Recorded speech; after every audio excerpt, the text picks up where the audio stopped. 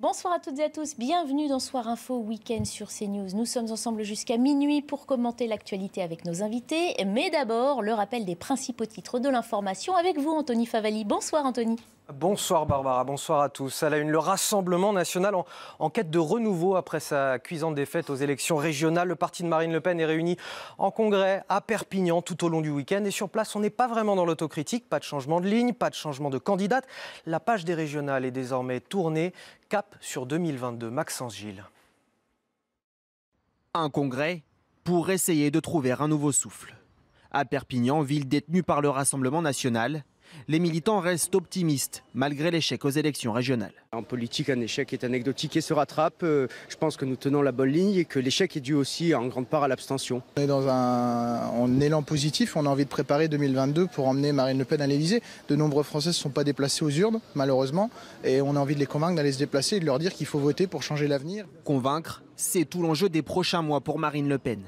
Seule candidate à sa réélection à la tête du parti, sa ligne de normalisation ne devrait pas changer pour la prochaine échéance de 2022.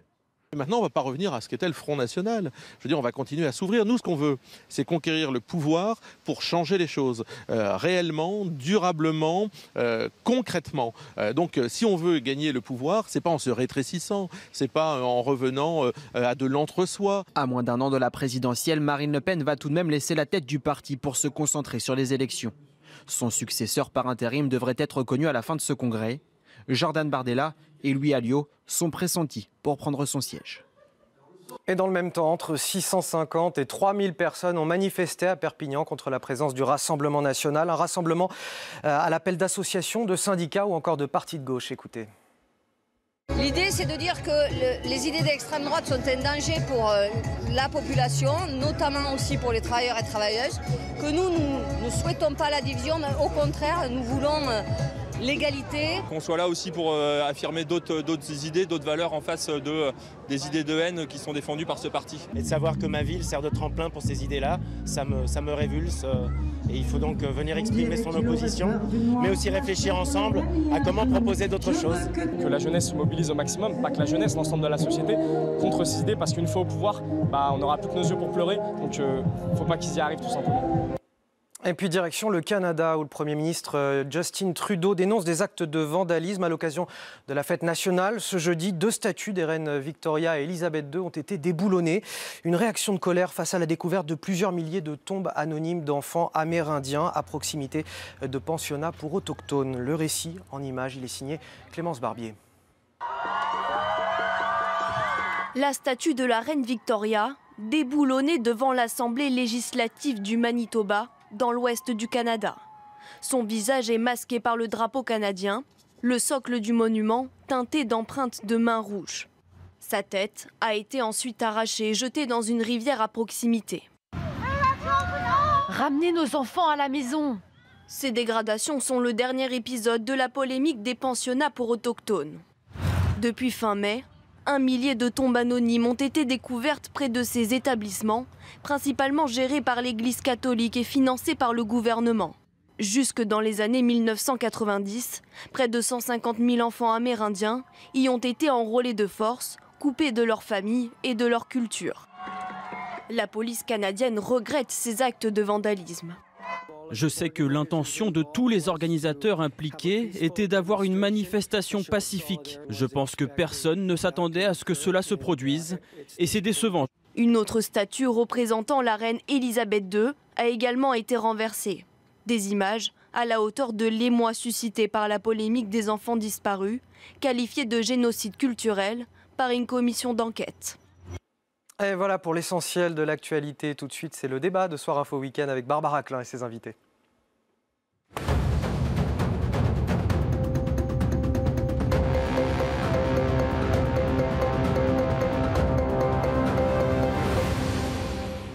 Effectivement, place à 2 heures d'échange entre nos invités pour aborder l'actualité sous tous les angles. Voici le sommaire de ce samedi 3 juillet. Changer de ligne serait hors sujet, dit un proche de Marine Le Pen. Et pourtant, le congrès du RN qui se tient ce week-end à Perpignan semble bien devoir remettre le parti en ordre de marche. La claque aux élections régionales sonne la remise en question d'un parti décrit par certains comme ayant un problème de positionnement. Dans quel état est-il une semaine après un scrutin marqué par la désertion des électeurs, y compris du Rassemblement national? Nous nous poserons la question ce soir, peut-être en direct avec Laurent Jacobelli, le porte-parole du parti avec lequel nous essayons d'établir une liaison. Des élections régionales qui ont aussi sonné le parti présidentiel. Il faut revoir la façon de faire fonctionner la République en marche, c'est ce que dit Gérald Darmanin. Le ministre de l'Intérieur propose d'ailleurs quelques pistes de travail, être plus concret, plus enraciné et aussi faire preuve d'humilité. Est-ce la bonne voie? Nous en discutons.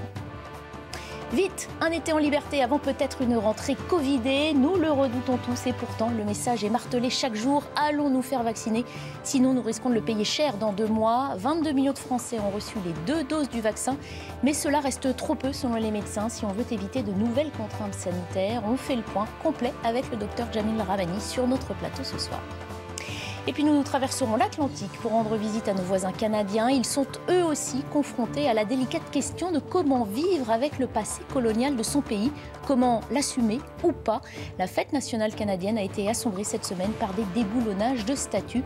Nous serons d'ailleurs en direct avec un sociologue québécois tout à l'heure. Et pour évoquer tous ces sujets autour de la table ce soir, nous accueillons le docteur Jamil Ramani. Bonsoir. Bonsoir. Vous êtes chef du service de réanimation de l'hôpital franco-britannique dans les Hauts-de-Seine. Nous accueillons également William Tay. Bonsoir. Bonsoir. Président du think tank Le Millénaire. Nicolas Jeantet est avec nous. Bonsoir. Bonsoir. Conseiller de Paris, les centristes et délégué à la sécurité du 15e arrondissement. Et à vos côtés, Eddy Haït. Bonsoir à vous. Bonsoir. Maire écologiste de Carrières-sous-Poissy, également conseiller communautaire délégué à Grand Paris, Seine-et-Oise. On commence donc avec cette question. Quel avenir pour le Rassemblement national? Après les résultats décevants aux élections régionales, certains décrivent un parti en pleine remise en question. Le RN tient son congrès ce week-end à Perpignan, dans la ville tenue par Louis Alliot. Marine Le Pen doit remobiliser ses troupes alors que les critiques s'élèvent sur la stratégie de dédiabolisation et d'ouverture aux candidats. La liaison est donc établie avec Laurent Jacobelli. Bonsoir, merci d'être en direct avec nous sur CNews. Vous êtes porte-parole du Rassemblement national. Alors, 2 jours de congrès qui avait été annoncé comme la rampe de lancement pour se projeter sur 2022. On imagine qu'il a des airs un petit peu plus moroses suite aux élections, aux résultats des élections régionales, ce congrès. Bonsoir Barbara Klein. Non, écoutez, le moral est plutôt bon et je pense qu'avoir le sourire, le dynamisme de nos adhérents, l'heure est plutôt à la réflexion, en effet, à la préparation, à l'organisation pour les prochaines échéances.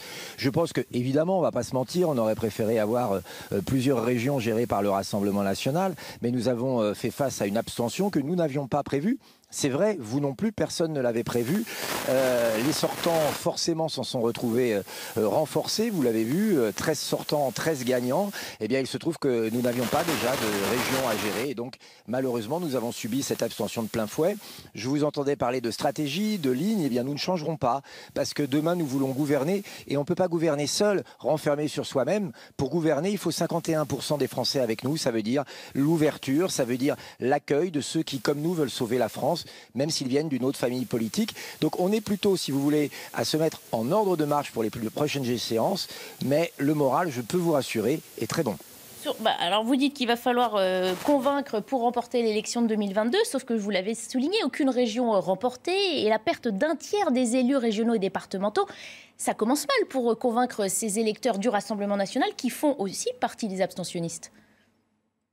Oui, vous avez raison de le dire, mais pour autant, ils n'ont pas voté pour d'autres candidats. Et puis, vous savez, je crois qu'il y a ce sentiment aujourd'hui du vote utile. Malheureusement, les élections régionales et départementales, croyez bien que je le regrette, sont considérées comme des élections qui ne peuvent pas changer la vie. Beaucoup d'électeurs pensent que la seule élection qui peut renverser ce système, qui peut créer l'alternance, c'est la présidentielle. Et moi, je l'ai vu en campagne dans le Grand Est où j'étais tête de liste. Beaucoup de gens sur les marchés me disaient « Oui, mais je vais voter Marine, je vais voter Marine ». Effectivement, ils pensaient déjà à 2022. Nous, ça y est, on y pense aussi. Et ce congrès, dans la mesure où nous allons avoir un nouveau Conseil national, un nouveau bureau national, je le pense réélire notre présidente, eh bien, se prépare pour 2022. On ne va pas pleurer sur le lait renversé. On va en tirer les conclusions sur comment réveiller les abstentionnistes. Ça, bien sûr, nous allons le faire. Mais je pense que l'heure n'est pas au masochisme. Alors Nicolas Jeantet sur ce plateau veut intervenir dans notre... Oui, c'est un peu facile de mettre ça encore sur le dos des abstentionnistes. Je croyais que vous aviez fait un appel entre le premier et le deuxième tour pour recueillir les abstentionnistes. Ils sont quand même pas venus. Pourtant, en général, l'électorat du Rassemblement national se mobilise. Non, là, le Rassemblement national, je pense, est dans une impasse. Je pense qu'il a été victime en même temps du Rassemblement national. C'est-à-dire, en même temps, vouloir aller draguer les classes moyennes et en même temps garder un électorat Rassemblement national avec notamment un directeur de campagne pour Thierry Marignani très proche de l'extrême droite, puisque j'aurais même des groupements néo-nazis. Donc on ne peut pas. C'est en même temps. Attention à la diffamation, monsieur. Et on ne peut pas en même temps. Il y a eu des procès qui ont été perdus, monsieur, par ceux qui ont dit ça. Anti-européen, anti-euro, et puis un an après, redevenir tout d'un seul coup européen. Non, les Français ne vous suivent pas. Vous êtes dans l'impasse, il faut le reconnaître. Monsieur, vous savez, c'est à cause de politicards comme vous, de gens prêts à se vendre au plus offrant, un coup à droite, un coup à gauche, des gens sans conviction, sans colonne vertébrale, comme vous l'êtes, comme vos coups de... Je suis au centre droit et on est des alliés des Républicains. Donc voilà, c'est exactement ce que je veux dire. Oui, c'est ça, alliés aux socialistes ou alliés aux communistes aussi dans les Hauts-de-France. À cause de gens comme vous, monsieur, qui sont prêts à se vendre pour un plat de lentilles, eh bien les Français ne croient plus en la politique. Nous, vous voyez, nous sommes clairs dans nos positions, clairs dans nos affirmations, clairs dans notre programme. Nous ne changeons pas tous les matins, nous nous adaptons à la société, mais nous ne sommes pas là à ressasser des vieilles antiennes. Écoutez, ce que vous venez de dire d'abord est infamant, vous venez d'insulter. Attendez, ce monsieur qui est sur votre plateau vient d'insulter des millions d'électeurs en parlant de néo-nazis. Je dirais que ce monsieur ferait mieux de se regarder le matin dans le miroir et de se demander pourquoi il a vendu son âme à d'autres partis, pourquoi il est un coup à gauche, un coup à droite, peut-être pour les indemnités. Il vient de le faire. Il y a une question sur le positionnement du Rassemblement national qui se pose aujourd'hui. Laurent Jacobelli, je voulais aussi avoir votre réaction sur le fait que Jean-Marie Le Pen demande que le parti retrouve sa virilité. Comment vous entendez ce message ? Revenir aux fondamentaux et à une D'abord, j'aimerais dire que... Oui, moi j'aimerais dire que je suis très heureux que le parti dans lequel je suis soit dirigé par une femme. Donc vous voyez, je ne demande pas plus de virilité de ce côté-là, puisque ça apporte beaucoup d'humanité, beaucoup d'altruisme. Et puis j'ai envie de dire, vous savez, Jean-Marie Le Pen, pour qui j'ai par ailleurs du respect, mais avait dit quelques semaines avant l'élection que Marine Le Pen faisait un sans faute. Vous savez, il y a beaucoup de gens qui sont un peu sur le bord de la vie politique, qui commentent et qui, quand tout va bien, eh bien applaudissent. Et puis quand les résultats ne sont pas à la hauteur des espérances critiques. Vous savez, c'est plus dur d'avoir les mains dans le cambouis, c'est plus dur d'être candidat. Je peux vous assurer que j'ai mené une campagne.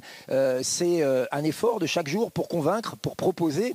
Et c'est sur le terrain qu'on voit, comment dirais-je, qu'on voit le sens de l'intérêt général. Donc, bon, écoutez, ce sont des critiques, on a l'habitude en politique. Je pense que pour autant, nous sommes très heureux d'avoir Marine Le Pen comme présidente. Et puis moi, je vais vous dire, si on nous propose de retourner au Front National, c'est non. Nous sommes le Rassemblement national, nous avons changé de nom, nous nous sommes ouverts, nous en sommes très fiers, parce que nous pensons que c'est la meilleure stratégie pour convaincre et pour gagner. Allez, autre intervention du docteur Jamil Ramani. J'ai écouté tout à l'heure une intervention de Robert Ménard, le maire de Béziers, qui analysait justement les résultats sur BFM TV, les résultats des régionales, et il disait avec beaucoup de justesse qu'en fait, le Rassemblement national avait été victime de l'abstention, que c'était devenu un parti comme les autres, et que les partis politiques n'arrivent plus à intéresser les Français. Et c'est cela qui pose problème. Oui, j'entends M. Jacobelli qui légitimement défend les intérêts de son parti et c'est tout naturel. Bon, la réalité, c'est que moi, je me félicite quand même du recul du Rassemblement national aux élections régionales, qui a été donné gagnant sur plusieurs régions, qui n'en remporte aucune. Notre société, elle est encore capable de se mobiliser contre l'extrême droite et c'est plutôt intéressant. Mais moi, à la limite, l'avenir de la PME familiale du Rassemblement national à Perpignan m'intéresse peu. Ce qui m'intéresse et ce qui m'inquiète, c'est l'extrême droitisation de notre société aujourd'hui et la capacité de certains élus qui se disent républicains à reprendre à leur compte des théories d'extrême droite qui aujourd'hui se multiplient dans le débat public. Et là, moi, je suis très inquiet.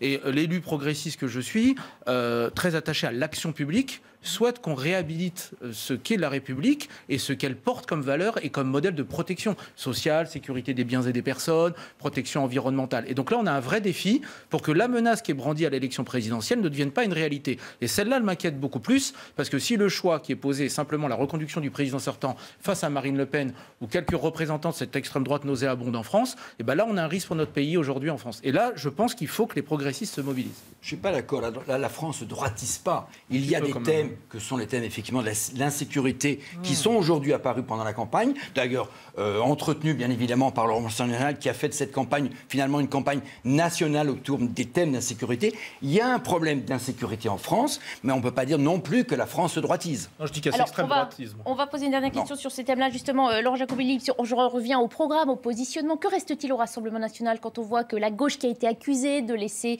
certaines thématiques sécuritaires, immigration de côté, s'en empare aussi actuellement?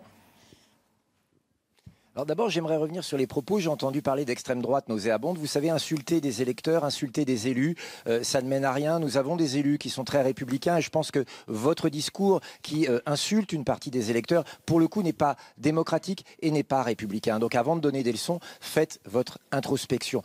Vous savez, nous avons mis sur la table un certain nombre de sujets. Nous avons, avant les autres, parlé d'immigration. À l'époque, on nous condamnait pour le faire. Aujourd'hui, tout le monde en parle. Nous avons mis le sujet de la sécurité au centre du débat. On nous disait folie sécuritaire. Aujourd'hui, tout le monde reconnaît que nous avions raison. Nous avons mis le localisme, c'est-à-dire produire proche pour moins polluer. Mais la sécurité n'était pas un thème régional. Ce n'était pas une des compétences du Conseil régional. Je vais terminer. Vous avez exprès droitisé.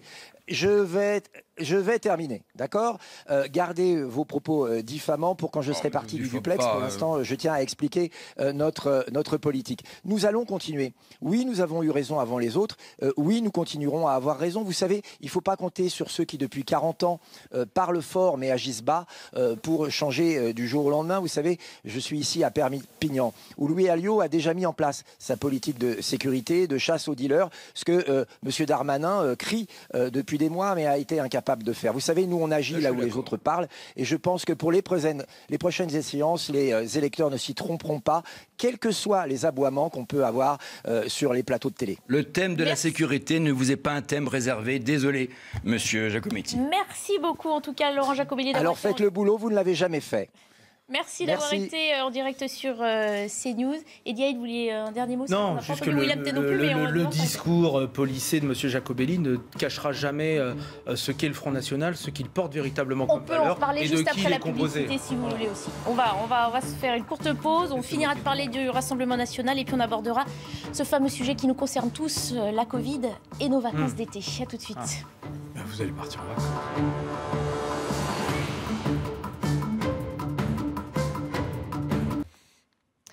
On poursuit les discussions dans Soir Info Week-end. Je passe la parole à William Tay, qu'on n'a pas entendu sur cette première thématique du Congrès du Rassemblement National. Et puis on avancera après sur les sujets santé. Alors William Tay. La difficulté du Rassemblement National, c'est d'incarner une possibilité de victoire. S'ils n'ont pas été en capacité de gagner une région, comment ils pourraient gagner l'Élysée dans un suffrage à 2 tours où il faut rassembler 51%? Ça, on peut le dire pour d'autres partis. Pour d'autres partis, mais il y a d'autres partis, quasiment tous les partis ont gagné, sur ce que je pense, au moins une région, ou étaient en capacité de gagner une région au second tour.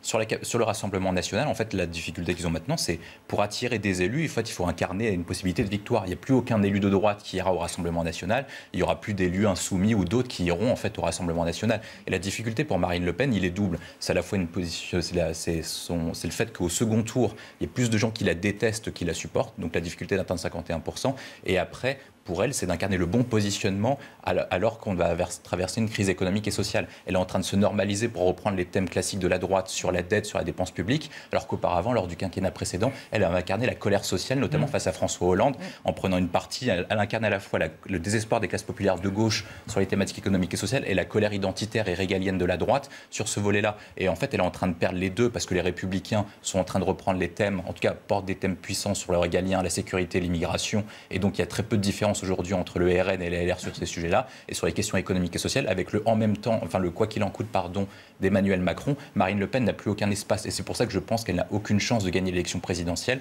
et vraisemblablement elle ne sera pas au second tour de la prochaine élection présidentielle, ce qui signe la fin du Rassemblement National. Quand on compare les deux précédents quinquennats, en fait le Rassemblement National, depuis la prise de fonction de Marine Le Pen, était en augmentation sur toutes les élections intermédiaires, européennes, départementales, régionales, municipales, sauf lors de ce quinquennat. Aux européennes, ils font exactement le même score. Sur les départementales, ils perdent des suffrages et ils perdent du nombre d'élus. Sur les régionales, pareil. Sur les municipales, pareil. Et il est vraisemblable, parce que nous, on a fait une étude sur Marine Le Pen, en fait, elle perd environ 10% entre les sondages un an avant et son score réel. Donc, on pense que Marine Le Pen ne sera pas au second tour de l'élection. Ça veut donc dire que ce duel Macron-Le Pen qu'on annonce a du plomb dans l'aile après ces régionales. Eh bien, l'évidence du duel Macron-Le Pen n'est aujourd'hui plus une évidence. Et j'ai adoré d'ailleurs cette une du journal Libération. Et si ce n'était pas eux? Parce qu'on parle de la chute de Marine, enfin de la baisse de Marine Le Pen. Attention quand même, hein, c'était 21 à la présidentielle, 23 aux européennes, et là on est à 19. Bon, donc attention, elle reste quand même avec un socle. Hein. Marine Le Pen, en 2017, elle est annoncée à 30, elle a fini à 21. Bon, alors, à chaque fois, elle perd 10 points. Donc si elle perd encore 10 points, il y a un autre perdant dont on ne parle pas quand même. C'est Emmanuel Macron. Ah bah oui, mais... Il a fait moins de 10%. Et donc aujourd'hui, on va quand même se conforter en disant que les grands gagnants, c'est aujourd'hui la droite républicaine alliée au centre droit, et qu'il y a aujourd'hui une vraie chance quand même pour que finalement la droite soit présente au second tour. Clairement, moi je ne donne pas le Rassemblement national perdant. D'ailleurs, Marine Le Pen, très habilement, a mis une distinction entre l'islam et l'islamisme. Elle s'est opposée à Zemmour sur ce sujet en disant « je ne confonds pas les deux ». Et ça, c'est très habile, parce que ça lui permet de gagner un certain nombre de voix, notamment dans l'électorat français musulman. Et il y a un autre point, c'est que maintenant, pour la prochaine élection présidentielle, on a 4 forces en présence.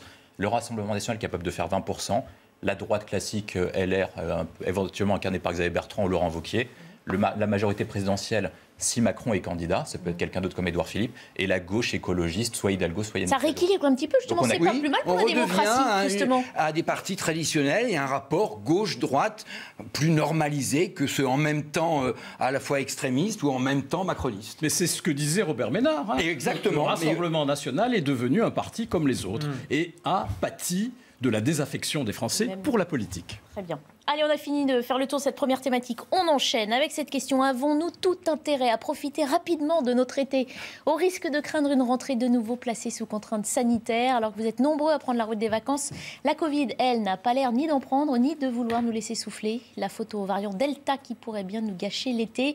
L'exécutif nous le rappelle tous les jours. Le seul moyen d'échapper au pire, c'est la vaccination. Écoutez Olivier Véran qui visitait hier un centre de vaccination en région parisienne et qui martelait ce message. La menace du variant Delta est une menace qui est réelle et qui pourrait venir gâcher nos vacances et gâcher l'été. Je le dis parce que je lis parfois qu'il y aurait un risque de vague épidémique liée à ce variant très contagieux à la rentrée de septembre ou d'octobre. Je ne suis pas tout à fait sûr que nous ayons le temps d'attendre jusqu'à septembre ou octobre. Et moi, je veux sauver l'été des Français. Voilà, docteur, on sent bien que le ton s'est durci du côté du gouvernement. Si certains Français continuent de bouder le vaccin, c'est sûr, notre rentrée sera bel et bien gâchée? Écoutez, la rentrée sera gâchée si les Français, 1, ne se vaccinent pas, et 2, s'ils ne se protègent pas, s'ils laissent tomber les mesures barrières. Vous parlez du masque, donc, on a tous... Du masque, de la distanciation sociale. Le virus circule toujours, donc il faut toujours se protéger du virus. Alors, 2 façons de se protéger, c'est se vacciner, et il a raison de dire que les Français doivent se vacciner, et il faut des campagnes de publicité pour essayer de convaincre le plus possible. Vous en voyez, vous, beaucoup de campagnes de publicité?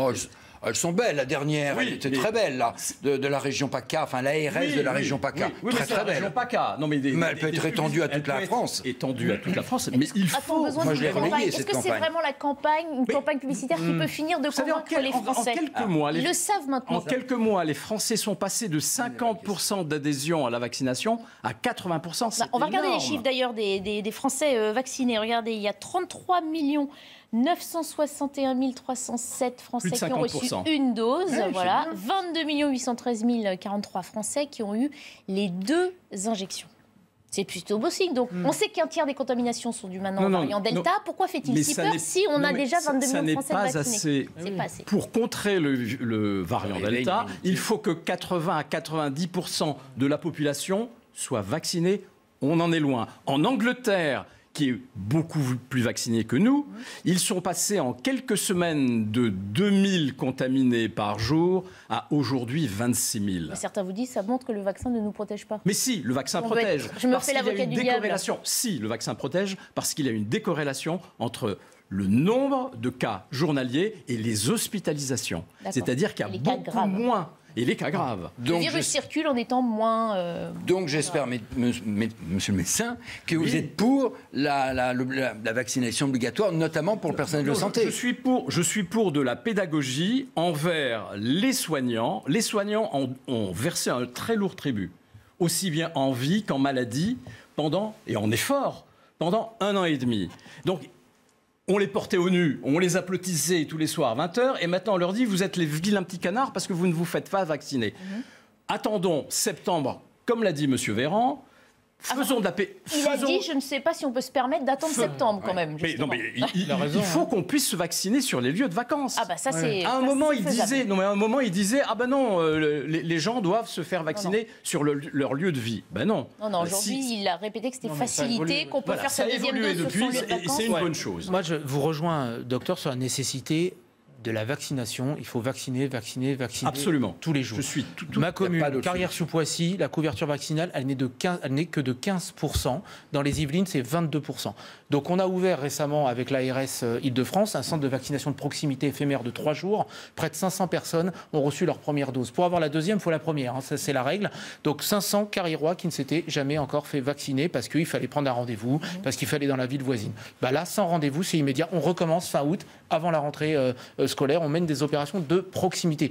Oui à la proximité. Oui, un discours de responsabilisation sur la vaccination. Moi, je dis quoi ? Le variant Delta, il circule vite, il est plus contagieux que les autres. On a des vaccins, ils nous protègent et il y a des doses en quantité aujourd'hui, il y a des modalités de vaccination qui sont démultipliées. On ne peut pas avoir reproché avant qu'il n'y avait pas de doses, c'était compliqué. Maintenant, c'est possible, il faut y aller. L'immunité collective, on en est encore très loin. Sûr. Donc moi, je ne culpabilise personne. Je ne suis pas inquiet des antivax, qui représentent à peine 20% de la population. Ce n'est pas le sujet aujourd'hui. Le sujet, c'est de déplacer ce plafond-là qu'on a atteint aujourd'hui, de gens qui hésitent, qui ont peur, pas par complotisme, mais qui ont peur parce qu'ils disent après tout, pourquoi c'est pas nécessaire. Surtout qu'ils entendent du personnel soignant dire qu'ils ne veulent pas se faire vacciner. Pardon, mais je me dis que parlons-en de ça. Ça sème la confusion pour la population qui se dit, si même ceux qui sont le plus exposés refusent de se faire vacciner, comment expliquer ? Les médecins ont un taux de vaccination qui avoisine les 80%. 91% chez les médecins, c'est pas normal. 54% chez les soignants. Le reste de la population. C'est pas normal, quelqu'un qui a fait des études de médecine, qui va soigner des gens, comment peut-il lui-même ne pas se vacciner pour protéger ses... 91% des médecins, ça c'est plutôt encourageant, c'est 54% seulement des soignants. Et c'est là qu'on s'interroge. Même 90% devrait être 100% chez les médecins. Le moins vaccinés, ce sont les infirmiers, c'est 64%. Et le personnel dans les EHPAD. Les aides-soignants et les brancardiers et dans les EHPAD. Comment on l'explique ? Non, mais il y a une défiance vis-à-vis du vaccin. Il y a une défiance, comme le disait M. Haït, il y a une défiance dans 20% de la population, et donc ça se retrouve dans toutes les catégories de population, chez les infirmiers, chez les aides-soignants. Tout ça additionné, ça fait un plafond, il faut le percer, ce plafond. Mais c'est les 25% la situation du corps infirmier en France et des aides-soignants est très critique, dans la mesure où ils ont donné beaucoup, ils sont fatigués, et beaucoup ont envie de changer de métier. Nous n'avons pas assez d'infirmiers dans les hôpitaux. Nous suons sang et eau pour trouver des vacataires. Si on dit aux infirmiers, demain, la vaccination va être obligatoire, on aura des démissions. Et on fait tourner comment les hôpitaux ? C'est ça qui retient On a senti que le gouvernement avait un peu placé ça sous le ton de la menace. Allez-y parce qu'on va l'obliger, ou les PCR seront payants bientôt. Mais il faudrait faire payer les tests. Il a un peu reculé aussi sur ce thème-là en fin de semaine. La menace. Parce que c'est la bonne méthode, la menace. La menace ne marche jamais. Ce qui marche, c'est l'incitation. L'incitation. Bien sûr, c'est l'incitation. Ce qu'il faut, c'est expliquer aux gens. Avec le vaccin, si vous prenez la première, deuxième dose, vous aurez des effets secondaires pendant 2-3 jours. Si vous attrapez une fois le Covid, vous serez KO pendant un mois et demi. C'est ça qu'il faut expliquer aux gens. C'est plus rentable de se faire vacciner aujourd'hui que de ne pas se faire vacciner. Il faut faire un comparatif sur quels sont les avantages de se faire vacciner et qu'est-ce que vous perdez si vous ne serez pas vacciné. En plus, il y a la question des visites des lieux de culture. Moi, je suis d'accord avec monsieur. Les soignants, il ne faut pas les obliger à se faire vacciner. Ils ont donné pendant un mois. Je ne suis pas d'accord. Il y a d'autres vaccins obligatoires. Moi, je ne suis pas d'accord. L'hépatite B, c'est obligatoire. Ils ont donné pendant un an et demi. Ils ont donné pendant un an et demi. Mais ce que je veux dire, c'est qu'ils ne montrent pas l'exemple et que ça n'aide pas à convaincre ces quelques Français. Les personnels qui sont en contact et qui assument une mission de service public. Récemment, on a dû organiser les bureaux de vote dans les communes. Vous avez ce qu'on appelle les assesseurs, qui sont des bénévoles. Vous avez ce qu'on appelle des secrétaires de bureaux de vote, qui sont pour la plupart des agents de la fonction publique territoriale. Il n'y avait pas d'obligation à les faire vacciner. Moi, j'ai dit à mes agents publics, si vous souhaitez travailler ces 2 week-ends-là, ce sont des week-ends rémunérés, je vous demande de vous faire vacciner parce que je suis employé employeur et ma responsabilité est engagée si vous tombez malade. Et donc on a fait vacciner les agents publics qui tenaient. Ils l'ont fait. Sinon c'était un test PCR. Celui qui ne voulait pas, celui qui ne voulait pas n'était pas secrétaire dans un bureau de vote parce que je considérais que moi, employeur, je ne prendrais pas ces responsabilités-là. Ils avaient la capacité de choisir. Alors que là, celui qui ne voulait pas se faire vacciner, la menace d'un maire qui leur celui dit, qui ne voulait pas se faire vacciner ne tenait pas le bureau de vote. Moi, je ne suis pas d'accord. Alors, je veux rester positif, mais je n'arrive pas à comprendre comment un personnel, quelqu'un qui fait beaucoup d'études, ne comprenne pas qu'il faille se faire vacciner. Et je crois qu'il faut rendre la vaccination obligatoire pour le personnel médical. Et si il ne se fait pas vacciner, eh bien pendant 6 mois, il est mis dans l'administratif, de l'hôpital ou de la clinique. Ça sera déjà pas mal. Non, mais c'est pas un discours qui fonctionne. C'est comme sur la question du vote. Si vous dites votez, vous n'avez pas le choix. Ça n'a rien à voir. C'est un peu révolutionnaire. Les Français, il ne faut pas les obliger. C'est un métier, il y a une profession derrière. Alors regardez, parce qu'on a des chiffres justement sur cette question de la vaccination obligatoire. Regardez, 58% des sondés au Doxa pour le Figaro sont pour que l'obligation de se faire vacciner soit effective pour tout le monde. Et oui, évidemment. Et 60... Ah, on n'a pas ces chiffres, c'est dommage. Et 72%, regardez. Alors voilà, 58% ils sont favorables. C'est pas exactement le... 42% sont opposés. J'avais un autre chiffre aussi, 72%, c'est-à-dire qu'ils sont encore plus nombreux pour que le personnel soignant soit vacciné. Ça, c'est intéressant aussi, dire le personnel soignant, oui, peut-être moins. Oui, mais dans les sondages, on est content quand c'est les autres qui sont obligés de le faire. Oui, à l'inverse, ils sont 80% à vouloir se faire vacciner. Donc on doit travailler sur les modalités. Là, je rejoins Vincent, ça je dis pas. William, pardon, sur l'incitation et la proximité. On descend de son bus, on va se faire vacciner à la gare, partout, faisons-le sur les plages, dans les discothèques.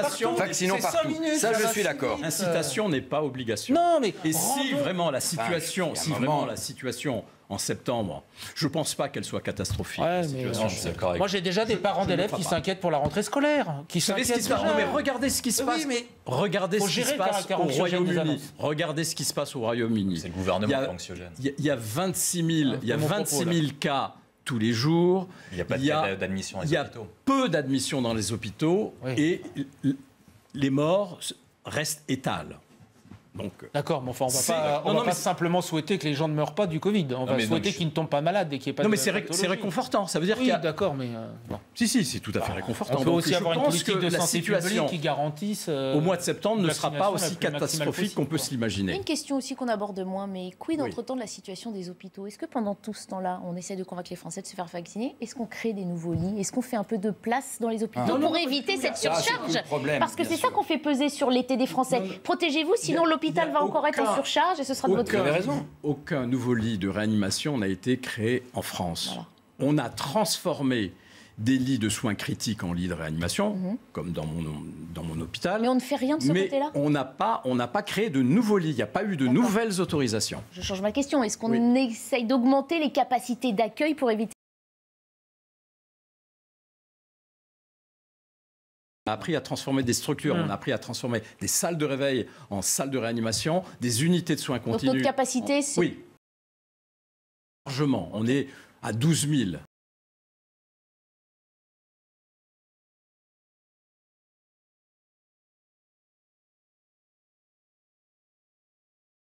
Pas encore, et c'est pour ça que cette charge pesait encore sur 66 millions de Français. Donc, est-ce qu'il ne faut pas obliger ceux-là à se faire vacciner pour alléger les contraintes sur les autres? Mais ceux-là, leur contrainte est encore plus forte. C'est soit vous faites vacciner, soit vous avez un risque de mourir. Justement, donc on s'étonne qu'il ne l'ait pas fait. Donc, mais sur la 4e vague, je suis complètement d'accord avec vous. Il est très peu probable qu'on ait une saturation des hôpitaux comme on l'a vu lors de 2e, 3e vague et 1re vague. Parce que actuellement, une grande partie de la population âgée a reçu le vaccin. Sauf si on a un nouveau mutant. Sauf si on a un variant qui change la mortalité. Mais actuellement, les variants ne changent pas la mortalité, ils changent le taux d'incidence et le taux de contamination, ce qui est complètement différent des cas précédents. Et si je peux me permettre, et là, le maire que je suis le voit, les gens écoutent beaucoup leur médecin traitant. C'est important que le médecin traitant, qui déjà assume une fonction importante dans l'accompagnement de ses patients, continue à leur relayer ce discours de vaccination. Et en face de ça, il faut la structure de vaccination rapide et de proximité. Mais le médecin traitant peut être encore un relais pour les derniers qui hésitent, qui dans des familles n'osent pas y aller. Notamment les médecins traitants demandent à avoir accès aux fichiers qui leur permettent de savoir si leurs patients est vacciné ou non vacciné pour pouvoir faire de la pédagogie. Allez, on enchaîne. Je vous avais promis dans le sommaire qu'on traverserait l'Atlantique pour aller voir nos voisins canadiens. Évidemment, il n'y a pas qu'en France qu'on s'interroge sur le passé. La fête nationale du Canada, jeudi, a été assombrie par de nombreuses manifestations et le déboulonnage de statues de la reine Victoria, de la reine Elisabeth II. À l'origine de ce mouvement de protestation, le scandale dit des pensionnats pour autochtones assimilés par une commission d'enquête au génocide de 4000 enfants amérindiens, métis et inuits. Dans un instant, nous en parlerons plus précisément avec un sociologue justement en direct du Québec. Mais on revient déjà sur les faits avec Clémence Barbier. La statue de la reine Victoria, déboulonnée devant l'Assemblée législative du Manitoba, dans l'ouest du Canada. Son visage est masqué par le drapeau canadien, le socle du monument teinté d'empreintes de mains rouges. Sa tête a été ensuite arrachée et jetée dans une rivière à proximité. Ramenez nos enfants à la maison. Ces dégradations sont le dernier épisode de la polémique des pensionnats pour autochtones. Depuis fin mai, 1 millier de tombes anonymes ont été découvertes près de ces établissements, principalement gérés par l'Église catholique et financés par le gouvernement. Jusque dans les années 1990, près de 150 000 enfants amérindiens y ont été enrôlés de force, coupés de leur famille et de leur culture. La police canadienne regrette ces actes de vandalisme.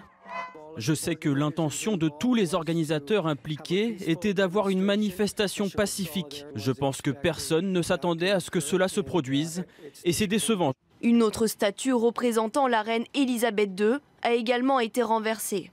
Des images à la hauteur de l'émoi suscité par la polémique des enfants disparus, qualifiée de génocide culturel par une commission d'enquête. Et nous sommes donc en direct avec Mathieu Boccoté. Bonsoir, bonjour chez vous. Merci d'être avec nous. Bonsoir. Vous êtes sociologue et essayiste. Vous êtes aussi l'auteur de La révolution racialiste et autres virus idéologiques. Ces multiples découvertes de tombes ont donc fait réfléchir les Canadiens aux choix faits par le pays au travers de l'histoire et aux injustices commises envers certains peuples. Certains ont appelé au boycott de cette fête nationale. Fallait-il ou non célébrer la fête nationale jeudi au Canada, selon vous ? Alors, c'est une question assez vaste, c'est-à-dire les Canadiens anglais, au Canada anglais, le 1er juillet, c'est la fête nationale. Alors, c'est une certaine importance, évidemment. Alors, qui est le moment d'une réflexion critique sur les injustices historiques. Le Canadien a eu une politique, effectivement, d'assimilation active. Population autochtone, surtout dans l'ouest du pays, donc dans les provinces de l'ouest, le Manitoba, jusqu'à la Colombie-Britannique. Donc, c'est une politique active d'assimilation qui a duré de la fin du 19e siècle jusqu'à de manière assez avancée au 20e siècle. Est-ce qu'on doit, au nom de cela, condamner la légitimité même du pays, comme certains le font, la légitimité même des célébrations du pays? Est-ce qu'on doit réduire le pays à ce qui est par ailleurs, ce qui est condamné unanimement ici, sans le moindre doute? On y voit effectivement des politiques barbares, d'une volonté d'arracher, on disait la formule classique, c'était tuer l'Indien dans l'enfant pour lui permettre de devenir un Canadien anglais, pour lui permettre de devenir un blanc.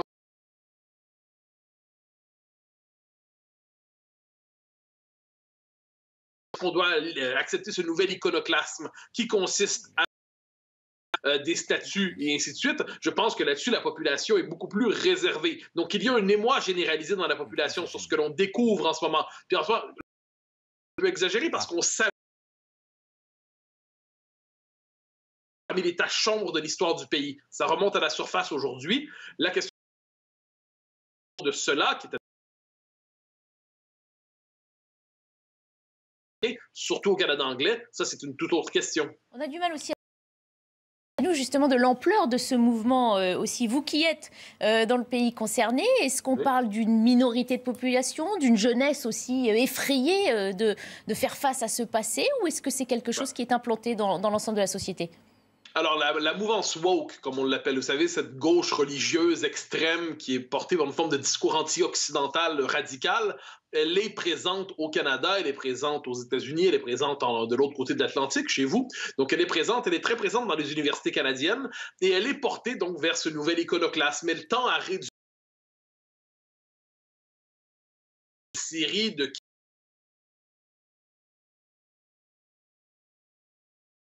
Alors ça, c'est très présent dans la jeunesse. que le Canada a besoin de faire un examen de conscience sérieux par rapport à cette tâche dans son histoire qui est celle des pensionnats autochtones. L'État fédéral canadien a une responsabilité immense dans le traitement réservé aux populations autochtones dans l'ouest du pays. D'ailleurs, la question est beaucoup plus complexe si on s'intéresse au cas du Québec. Ensuite, le Québec, donc l'État francophone, disons ça au Canada, la province francophone, a eu une politique tout autre par rapport aux Autochtones, par rapport aux Amérindiens, une politique qui n'était pas dans la même logique, une politique plus égalitaire. C'est une autre histoire. Les Français et les Anglais en Amérique du Nord n'ont pas eu le même rapport aux populations autochtones. Mais cela dit, il y a une jeunesse.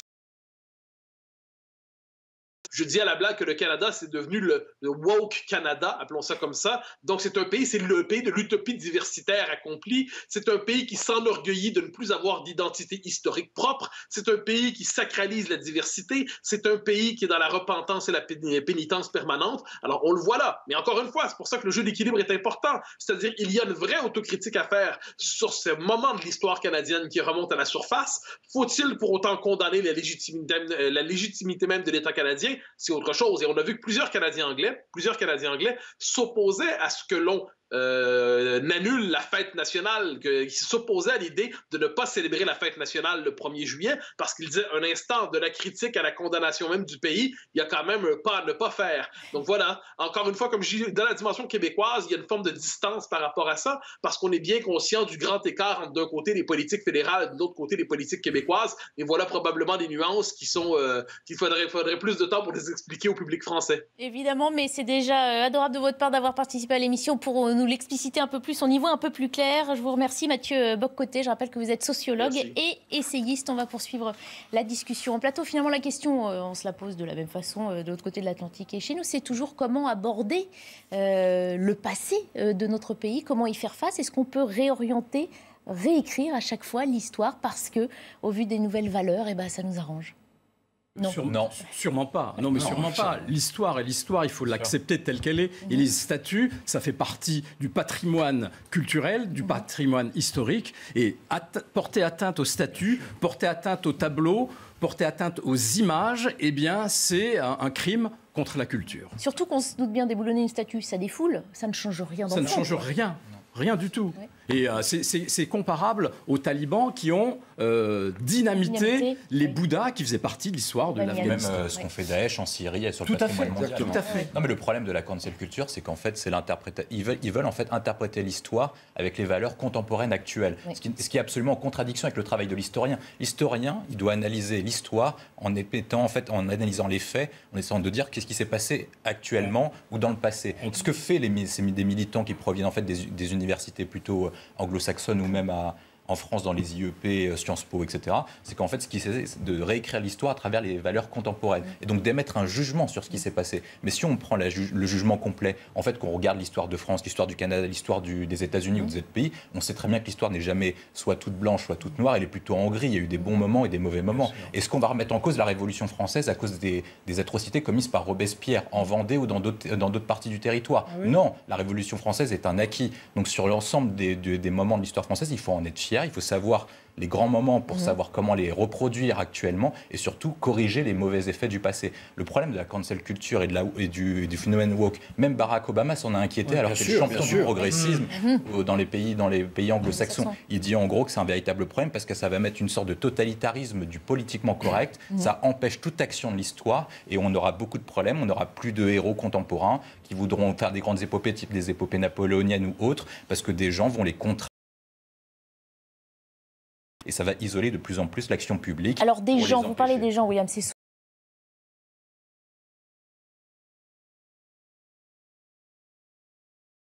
justement à avoir les outils pour faire face à cette histoire qui est douloureuse. C'est la culture. C'est qu'en fait, ils le font parce qu'ils sont en perte de repères. On a eu un premier perte de repères, c'était...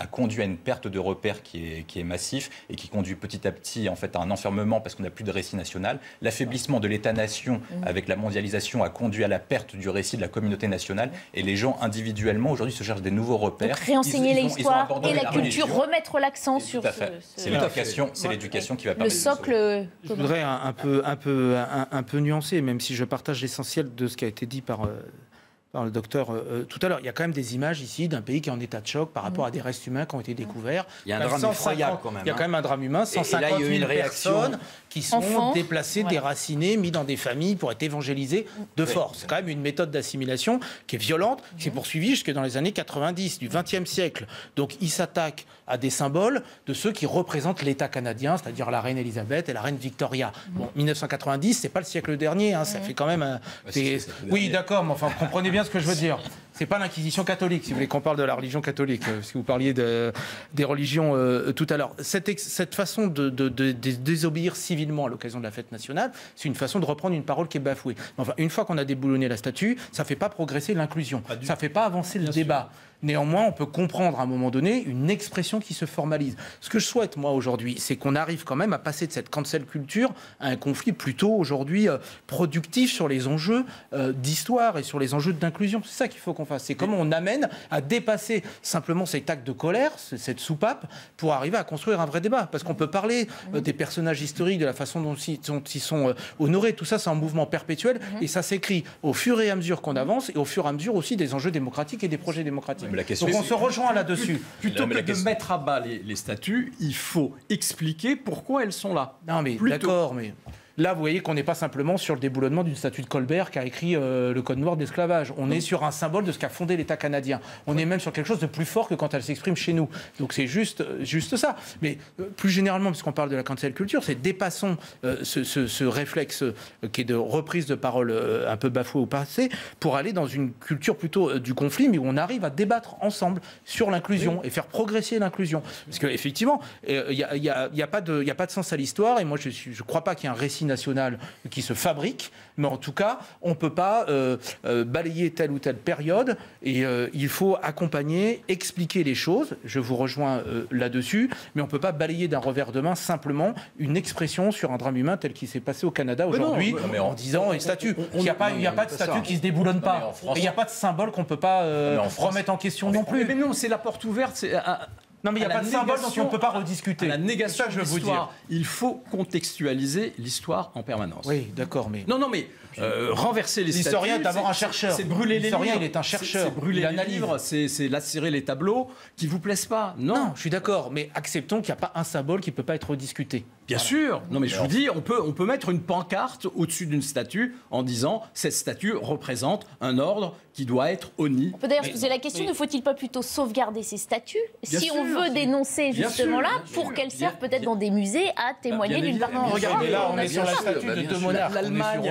L'Allemagne à Berlin, dont une qui est encore en vie et qui règne encore, a gardé les vestiges de l'époque nazie. Et heureusement qu'on les garde. Bien sûr, j'y ai vécu 12 ans. Et heureusement qu'on les garde. Et on va les visiter pour comprendre l'histoire. Et il ne faut surtout pas les détruire. Oui, mais... Oui. Tout n'est pas du même. Non, on ne peut pas comparer les deux choses. Pas du même plan. Non, mais est-ce qu'il faut hiérarchiser peut-être pas non plus là aussi. Il faut regarder l'histoire dans le cours. C'est ce qu'on écrivait tout à l'heure. Nous en France, on a deux grands problèmes. C'est que la communauté nationale s'est affaiblie. On n'a plus de grands récits nationaux. Les valeurs républicaines se perdent petit à petit. C'est la République, notre récit national. Il n'y en a pas d'autres. C'est la République. Non, c'est la République. C'est la République qui a créé une grande partie du récit national.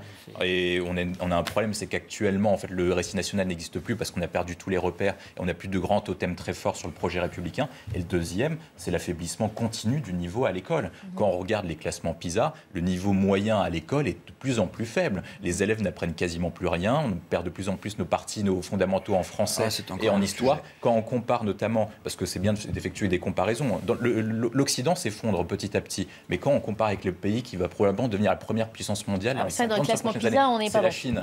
Et la Chine, ce qu'elle fait, c'est qu'elle met en avant un enseignement qui est plutôt confucéen, donc basé sur la tradition chinoise, et ça ne les empêchera pas de devenir première puissance mondiale dans les 20 ans, 30 ans à venir et de dominer le monde.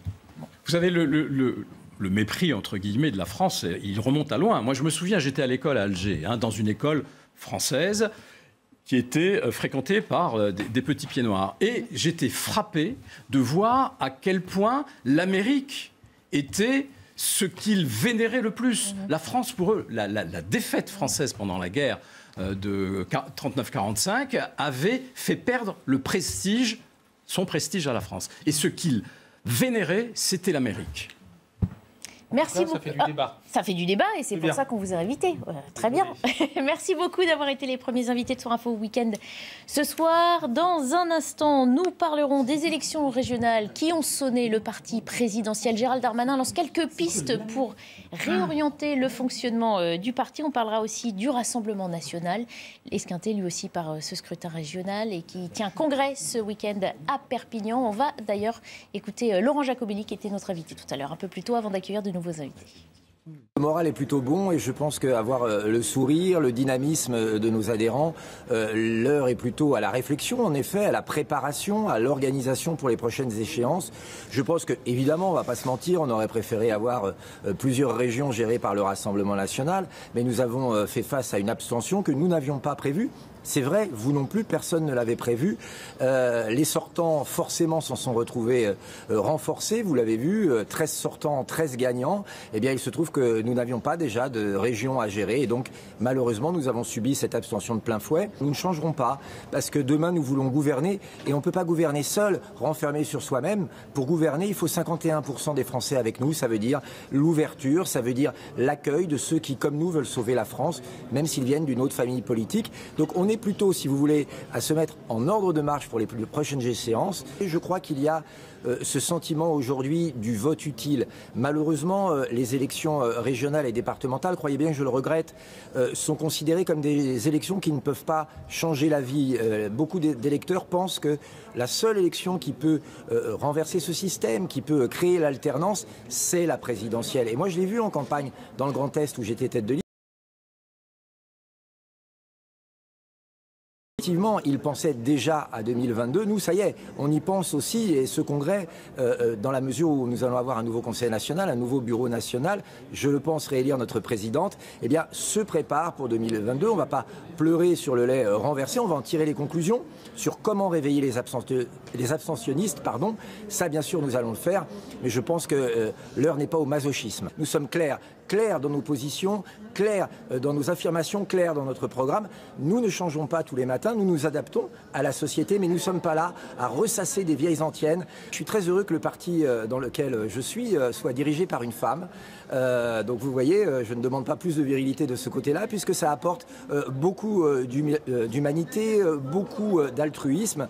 Et puis, j'ai envie de dire, vous savez, Jean-Marie Le Pen, pour qui j'ai par ailleurs du respect, mais avait dit quelques semaines avant l'élection que Marine Le Pen faisait un sans faute. Vous savez, il y a beaucoup de gens qui sont un peu sur le bord de la vie politique, qui commentent et qui, quand tout va bien, eh bien applaudissent. Et puis, quand les résultats ne sont pas à la hauteur des espérances, critiquent. Vous savez, c'est plus dur d'avoir les mains dans le cambouis, c'est plus dur d'être candidat. Je peux vous assurer que j'ai mené une campagne. C'est un effort de chaque jour pour convaincre, pour proposer. Et c'est sur le terrain qu'on voit, comment dirais-je, qu'on voit le sens de l'intérêt général. Donc, bon, écoutez, ce sont des critiques, on a l'habitude en politique. Je pense que pour autant, nous sommes très heureux d'avoir Marine Le Pen comme présidente. Et puis moi, je vais vous dire, si on nous propose de retourner au Front National, c'est non. Nous sommes le Rassemblement national, nous avons changé de nom, nous nous sommes ouverts, nous en sommes très fiers, parce que nous pensons que c'est la meilleure stratégie pour convaincre et pour gagner. C'est ça. Bienvenue si vous nous rejoignez pour la deuxième partie de Soir Info Week-end. Nous accueillons de nouveaux invités, parmi lesquels Aurélie Gros. Bonsoir. Bonsoir. Maire DVD de Coudray-Monceau. Vous êtes également présidente du mouvement La France Vraiment. À vos côtés, Richard Bouy. Bonsoir. Bonsoir. Premier adjoint PS à la mairie du 12e arrondissement de Paris. Ça n'a pas changé. Et Jean-Pierre Lecoq. Bonsoir. A pris place sur le plateau. Maire LR du 6e arrondissement, conseiller régional d'Île-de-France. William Tay nous fait l'honneur de rester une deuxième heure. Merci beaucoup.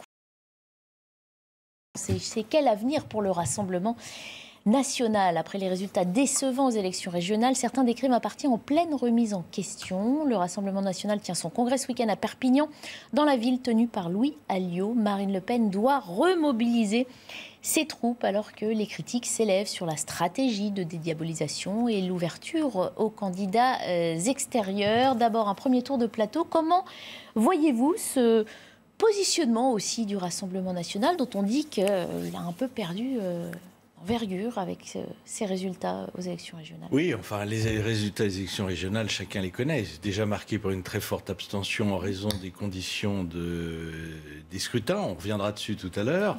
Alors certes, le Front National avait été donné très haut par les instituts de sondage, mais ce n'est pas la première fois que les instituts de sondage se trompent. Et il est clair que la faible participation a sans doute influé. Après, les partis politiques quel qu'il soit, souffre. Nous sortons du Covid. Et le Covid a écrasé beaucoup de choses. Les libertés, l'économie, y compris les partis politiques. Donc et puis enfin, les élections régionales, c'est vrai que ça ne passionne pas si forcément les foules qui ont envie, après le Covid, de faire autre chose, de s'occuper de soi, de sa famille, de ses enfants, de son travail. Donc je pense qu'il ne faut pas en tirer de conclusions définitives. D'accord. Aurélie Gros, sur le positionnement du Rassemblement national, dont on dit aussi qu'il perd quelque part, aussi sur les thématiques dont tous les autres partis s'emparent. Je dirais qu'au-delà de l'abstention, et je rejoins mon collègue, si j'étais d'humeur à plaisanter, je dirais que le Rassemblement national, en fin de compte, est devenu un parti comme tous les autres et qu'aujourd'hui, on a pu observer que malgré des sondages qui étaient plutôt favorables, ça on les a vus, on nous a rabâché à la télévision des scores relativement importants du Front National, les Français ont choisi face à des propositions concrètes et non pas des propositions qui jouaient systématiquement sur les peurs des Français. Si on prend l'élection régionale, je pense que l'erreur du Front National, du Rassemblement national, excusez-moi, pour le coup, ça a été de jouer systématiquement sur la sécurité qui n'était pas une compétence régionale et que les Français se sont rendus compte que les présidents sortants, sur l'Île-de-France, Valérie Pécresse, mais on peut prendre Xavier Bertrand, tous les autres évidemment, c'était le quotidien des Français qui était géré au quotidien. Donc le Rassemblement national, dans sa position, dans son positionnement, à mon sens, il faut qu'il ait des vraies propositions et non pas de jouer systématiquement sur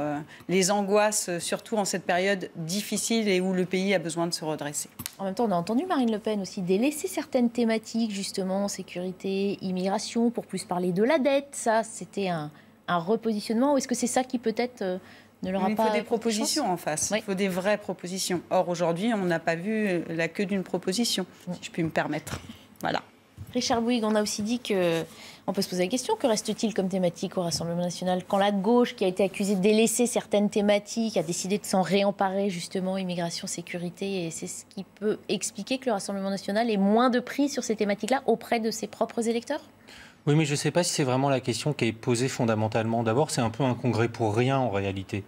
Parce qu'il y a des questions qui se posent de la part des cadres et des militants, notamment sur le fait qu'il y a une centaine de conseillers régionaux de moins, il y a la moitié des conseillers départementaux de moins pour le Rassemblement national.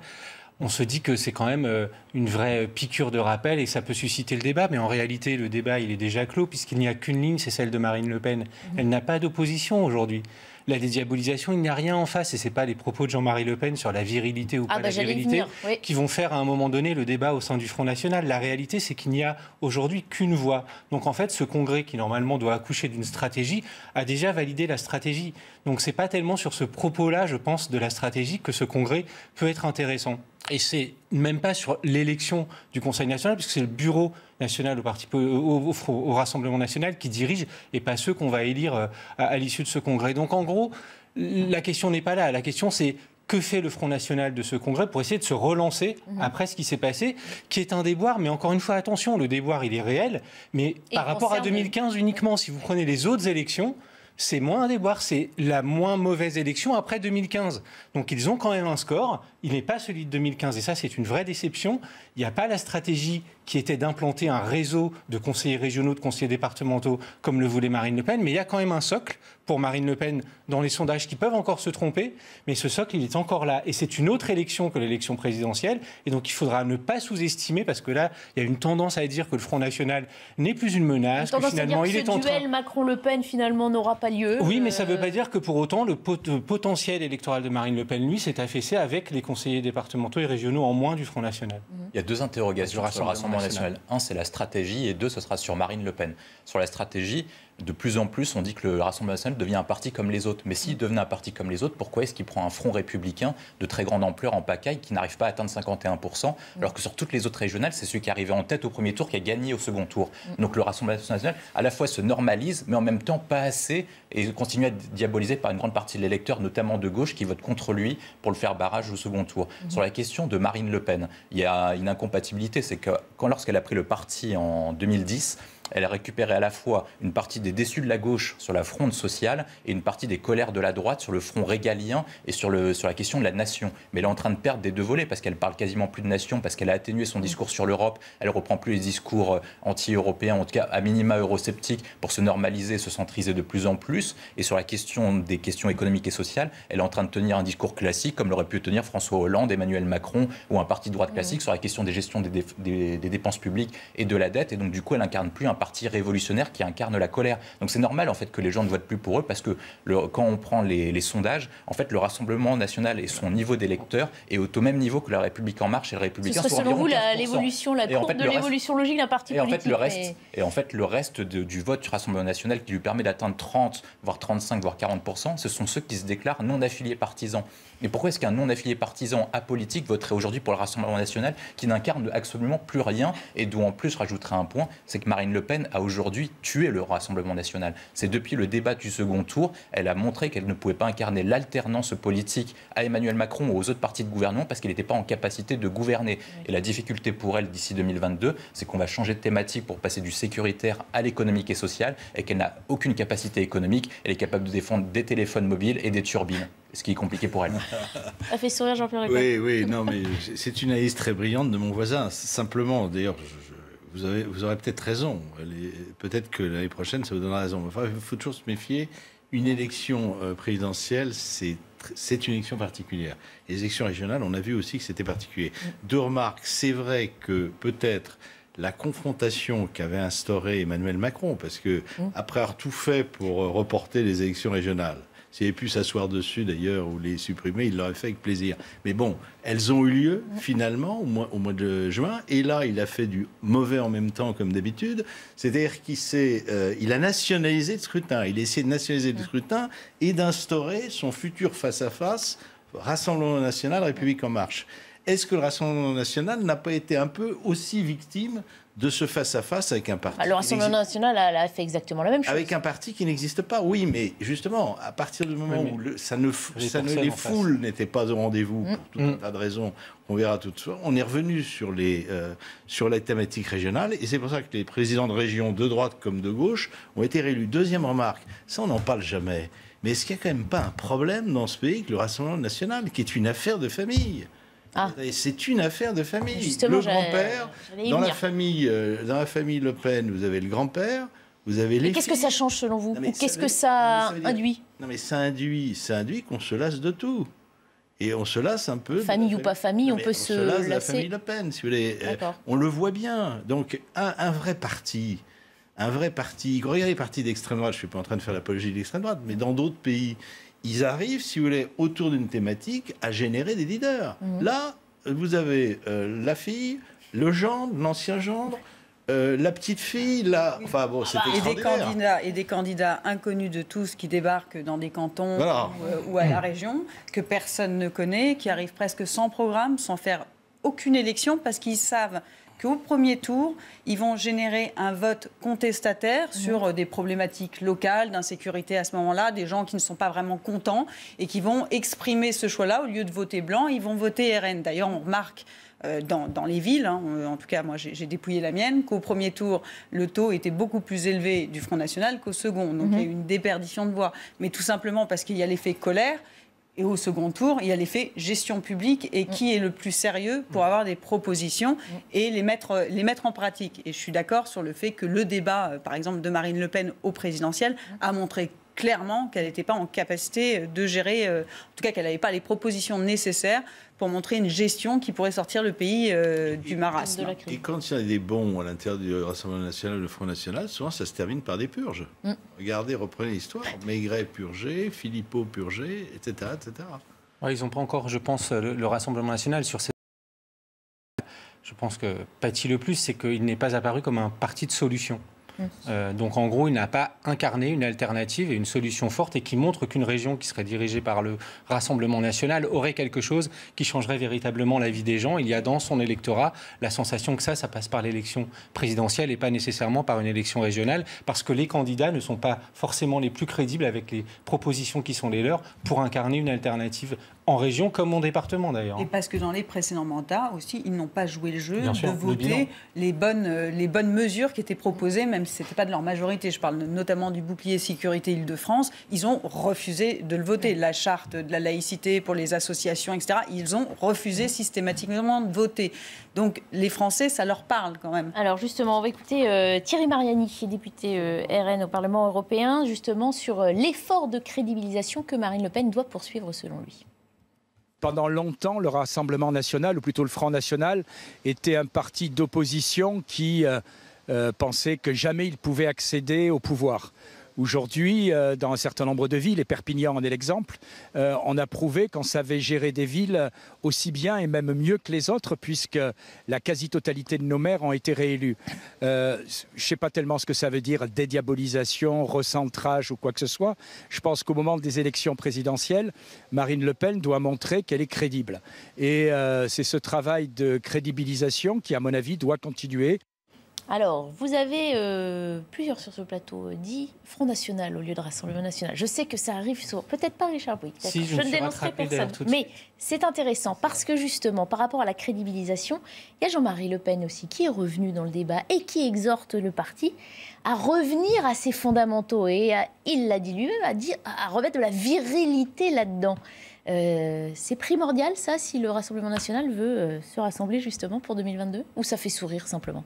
Non, mais il met exactement le doigt là où ça fait mal, comme d'habitude, Jean-Marie Le Pen, dès qu'il s'agit de Marine Le Pen. Donc c'est une histoire de famille entre eux qui dure depuis un petit moment. Mais plus fondamentalement, c'est quoi la ligne proposée par Jean-Marie Le Pen? C'est de revenir à ce qu'était le Front National à l'époque, c'est-à-dire avec des résultats qui sont moindres et avec des stratégies qui ne permettent encore moins de craquer le plafond de verre du Rassemblement national. Je pense qu'en fait, la ligne qu'il propose est une ligne qui est passéiste. Alors certes, elle marche sur une partie de l'électorat, mais elle ne marche pas dans les stratégies. Enfin, franchement, je trouve que c'est un débat entre eux qui dure depuis un moment. On s'attendait à ce type de réponse, à ce type de réaction. Elle existe, mais fondamentalement, ça n'incarne pas du tout une ligne face à Marine Le Pen. En revanche, ce que dit Thierry Mariani est plus intéressant sur la nécessité pour la candidate de se crédibiliser, ce qui veut quand même dire que lui-même a des doutes sur ce sujet-là et qu'il dit que c'est sur ce point-là qu'il faut que le parti travaille. Il accuse aussi le coup du week-end dernier. Donc ça, oui, mais comme l'a fait le dit sur la Robert Ménard. Et Julien Audoul sur votre antenne ne disait pas la même chose. Oui. Voilà. Oui. Donc Thierry Mariani ne le dit pas uniquement parce qu'il a perdu. Je pense qu'il sait que pour gagner, il y a des choses qui doivent véritablement évoluer. Et en même temps, je suis persuadé que sur les débats et les sujets qui seront sur l'élection présidentielle, le Rassemblement national aujourd'hui n'est pas prêt dans les solutions crédibles à apporter aux Français. La difficulté de Marine Le Pen, c'est en fait, si elle parle comme Trump, elle tient le discours d'une droite plutôt classique, en fait, sur tous les éléments. En fait, on ne voit pas aujourd'hui, si Marine Le Pen arrive à la place d'Emmanuel Macron, pourquoi est-ce qu'elle ferait mieux qu'Emmanuel Macron sur l'ensemble des sujets? Est-ce qu'elle changerait la politique du quoi qu'il en coûte? Est-ce qu'elle ferait une politique sécuritaire qui serait différente de Gérald Darmanin? Sur l'immigration, pareil. Sur la politique européenne, est-ce qu'elle quitterait la zone euro? Est-ce qu'elle contesterait le leadership allemand? Est-ce qu'elle contesterait en fait la politique d'Emmanuel Macron sur l'ensemble des niveaux? Actuellement, ce n'est pas le cas. Et en plus, elle a une deuxième problématique, c'est qu'à la fois, elle ne changerait pas de ligne, tout en étant moins de capacité qu'Emmanuel Macron sur ses propres thèmes. Aujourd'hui, personne ne penserait que sur ces thèmes, Marine Le Pen ferait mieux qu'Emmanuel Macron sur la gestion des dépenses publiques, la dette, la gestion des flux migratoires, le régalien, etc. Quel ministre en fait de Marine Le Pen ferait mieux que les ministres d'Emmanuel Macron actuellement? C'est toute la difficulté. Je pense que c'est pour ça que Jean-Marie Le Pen le sait et il dit en gros, comme vous êtes moins bon, vous avez une crédibilité gouvernementale moins élevée que celle de la République en marche, vous n'avez pas le choix, vous êtes obligé de jouer hors système parce que vous êtes plus incompétent qu'eux. Un dernier mot, Jean-Pierre Lecoq, et puis on passe justement à la République en marche. Pardonnez-moi, il y a quand même deux perdants, le Rassemblement national et la République en marche. Les forces de droite classiques et les forces de gauche peuvent espérer revenir dans le débat présidentiel. Oui, quant à ce que vous avez dit, pardonnez-moi, la politique d'Emmanuel Macron, c'est, je dirais, du en même temps, mais c'est du n'importe quoi. C'est-à-dire qu'en réalité, je défends la police d'un côté et de l'autre côté, je lui crache dessus. Je dis que je maîtrise le flux migratoire, mais je n'arrive pas à expulser. Pourquoi? Parce que c'est très compliqué, il faut des accords avec les pays qui reviennent, etc., etc. Et puis, on est bloqué. Maintenant, le fond de l'affaire, c'est qu'on est bloqué, effectivement, par des protocoles européens et des lois européennes qui nous en servent. C'est pour ça qu'on n'aura aucun des deux qui sera élu en 2022. Alors, on verra. Attendez, encore un peu tôt pour lire dans la boule de cristal. Je pense qu'on s'avance un peu, mais je souhaiterais vous ayez raison. Bon. Alors, vous le disiez justement, deux gros perdants, parmi lesquels La République En Marche. On y vient justement à cette remise en question qui doit peut-être s'opérer aussi au sein du parti présidentiel. Il faut moins de visio et plus de bistrot. Voilà en quelques mots la façon de faire de la politique que doit mener la majorité présidentielle selon Gérald Darmanin. Dans une interview au Figaro, le ministre de l'Intérieur analyse la défaite de La République En Marche aux élections régionales. Il définit la ligne à suivre. On va y venir dans un instant. On va d'abord écouter ce qu'en pense Maude Bréjot, qui est porte-parole de La République En Marche. Donc Gérald Darmanin a raison de nous rappeler que la politique, ça se fait pas autour d'une table, dans une réunion ou dans des conférences en visio. Sur Twitter ou sur Instagram. Ou sur les réseaux sociaux. Bon, ça contribue, mais pas uniquement. Et il y a besoin, à un moment, je pense, de sauter dans un TER, de faire le tour des départements, d'être accueilli par le référent local, d'aller rencontrer les militants, de boire un café avec eux ou une bière avec eux, fonction de l'heure de la journée, voilà. D'aller échanger avec les commerçants, de rencontrer la presse quotidienne locale et puis de repartir le soir avec le TER de 23h. C'est fatigant, ça demande beaucoup d'investissement, ça demande de sillonner le terrain encore une fois. Voilà, sillonner le terrain. Et Gérald Darmanin dit qu'il faut être plus concret. Un mouvement politique doit être enraciné. Partout où le numérique a remplacé le contact physique, la sanction des régionales a été forte. Et il souligne qu'il y a sans doute un problème culturel à La République En Marche. À qui s'adresse-t-il quand il dit ça ? Mais attendez, La République En Marche, c'est pas un parti politique, c'est pas un mouvement politique. C'est une sorte de secte parlementaire recrutée sur Internet, avec comme grand chef une sorte de gourou, Emmanuel Macron. Qui est président de la République. Implantation. Quand j'entends cette porte-parole de La République En Marche, elle a l'air de découvrir ce que c'est que la politique. Enfin, je ne sais pas, qu'elle se consacre à autre chose, mais découvrir au bout de 4 ans, dire ce qu'elle dit, mais c'est affligeant. Totalement affligeant. Et c'est à l'image de La République En Marche. Le délégué général de La République En Marche, Guérini, il est resté le gentil membre du BDE d'HEC qu'il a été il y a 20 ans. Mais ce ne sont pas des gens crédibles. Bon, donc remise en question nécessaire au sein de La République En Marche aussi. Et si vous voulez, ce qui est insupportable, c'est qu'il vous donne des leçons à tout le monde. Ce qui est le plus insupportable dans La République En Marche, c'est l'arrogance. Et ça, c'est terrifiant. Oui, quand il appelle à faire preuve d'humilité, je pense que c'est bien, il a raison en politique, il faut toujours faire preuve d'humilité, mais il devrait commencer déjà par lui-même. D'où ma question, à qui s'adresse-t-il quand il dit cela ? Je pense qu'il prend un positionnement parce qu'il sait très bien que La République En Marche n'est pas un parti politique, parce que La République En Marche, en fin de compte, c'est un mouvement qui a été créé dans le cadre d'une campagne électorale avec une promesse de concertation, de participation de la population. Ce que le président Emmanuel Macron, cette promesse initiale qui a attiré beaucoup de monde, il faut être honnête. Ils ont fait une belle campagne présidentielle à l'époque, ça a changé un petit peu. Ils ont insufflé un espoir de changement. Et la politique autrement, etc. Ils ont créé ce parti politique sans aucune colonne vertébrale, avec comme seule image tutélaire Emmanuel Macron. Or, Emmanuel Macron est président de la République, donc il doit être président de la République de l'ensemble des Français. Il ne peut pas être chef de parti, même s'il l'est de fait, puisque la République En Marche, de toute façon, LREM, LR, Emmanuel Macron, je ne sais pas, il y avait un jeu de mots là-dedans, très bien. Et aujourd'hui, on a un parti politique avec des personnalités venues de différents horizons, effectivement, en même temps, qui n'a aucune ligne commune. Donc je pense que quand Gérald Darmanin fait la leçon, ce que je trouve assez pitoyable, parce que cette défaite, c'est la sienne également, même si lui a gagné dans son département très bien, mais c'est aussi sa défaite, parce que l'attitude de La République En Marche dans ses campagnes a été pitoyable, avec des négociations dans certains départements, avec les LR, d'autres avec les P. Ils ont essayé de faire un boubli-boulga là, de je sais pas quoi. Bon, et ce qu'il essaie de faire, c'est tout simplement, à mon sens, de se positionner comme tête de file pour montrer qu'il y a une personne qui a une stature et que lui va ramener et il va inventer cette colonne vertébrale. Richard Bouygues est en train de se dire j'ai presque rien à ajouter à ce constat sévère qui vient d'être fait. Non, mais d'abord, je partage plein de choses de ce qui a été bien évidemment dit, mais ça montre quoi ? Que l'effraction de 2017, qui a très bien marché pour la présidentielle, ne marche pas successivement pour tous les scrutins locaux. Au municipal, La République En Marche, ça n'a pas pris. Au départemental, ça n'a pas pris. Au régional, ça n'a pas pris. Ce qui pose un vrai souci pour un parti politique quand, à un moment donné, il n'a pas, en termes de réseau d'élus, ces espèces de capteurs, ces espèces de relations qu'il y a avec les territoires et avec les électeurs et les habitants. Et donc, c'est ça toute la difficulté de La République En Marche, que parfois on a l'impression qu'il y a des propositions où on dit qu'elles sont hors sol, parce qu'en gros, elles ne sont pas discutées sur le terrain avec les habitants, elles ne sont pas concrétisées. C'est vraiment ça. Et là, par contre, sur Gérald Darmanin, moi, je poursuis l'analyse un tout petit peu plus loin. Non seulement chef de file, mais certains disent qu'il est prêt à tout pour arriver à Matignon. Bon, est-ce que c'est pour maintenant ou est-ce que c'est pour plus tard? On verra bien, mais néanmoins, dans la stratégie de Gérald Darmanin, qui est de dire...